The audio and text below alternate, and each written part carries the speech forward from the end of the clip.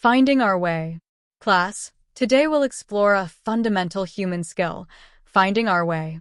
Whether navigating a bustling city or trekking through a wilderness, humans have an innate ability to orient themselves and reach their destination. But how exactly do we do this? Let's delve into the fascinating world of navigational strategies. One method, called pilotage, relies on familiar landmarks. Imagine recognizing a towering clock tower or a unique building. These become reference points that guide us on our route. This technique is similar to following a map, where recognizable features help us stay on track. Another strategy is called dead reckoning. Here, we rely on internal cues like our sense of direction and the estimated distance traveled. It's like navigating using a compass and counting steps, not as precise as pilotage, but helpful for short distances or unfamiliar environments. Our bodies are surprisingly sophisticated tools for navigation.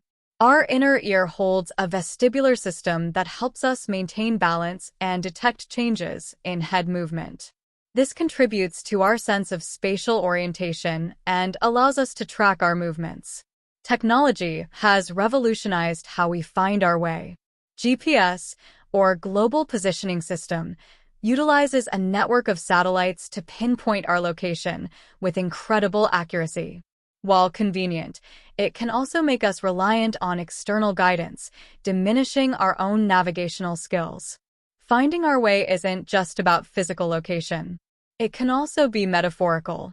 Throughout life, we navigate personal journeys, careers, and relationships. The skills we use to find our way physically, using landmarks, internal cues, and even technology, can be applied to these metaphorical journeys as well. Identifying guiding principles, trusting our intuition, and adapting to unforeseen circumstances are all crucial for navigating life's complexities. So, the next time you find yourself lost, remember, it's an opportunity to develop a valuable skill. Whether you're exploring a new city or charting a new course in life, the ability to find your way is an empowering tool that will serve you well on your journey. Mental gymnastics.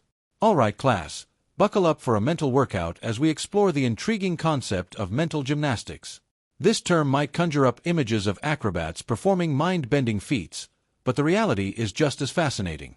Mental gymnastics refers to the complex and challenging thought processes we engage in to solve problems, analyze situations, or even justify beliefs. Think of it as pushing your brain beyond its comfort zone, twisting and turning ideas to reach a conclusion. There are two main ways we perform mental gymnastics. The first is creative problem-solving. Imagine encountering a locked door with no key.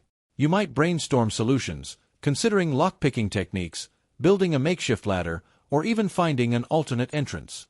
This mental agility, where you bend and reshape ideas to overcome a hurdle, is a form of mental gymnastics. On the other hand, mental gymnastics can also be used for rationalization. Have you ever caught yourself making excuses to avoid a task? Perhaps convincing yourself you're more productive at night, even though you prefer mornings. This act of twisting logic to justify a preferred course of action is another form of mental gymnastics, albeit not necessarily a productive one. So, why do we engage in mental gymnastics? There are several reasons. Sometimes, it's a genuine attempt to find creative solutions. Other times, it's a way to avoid facing uncomfortable truths or taking responsibility for our actions.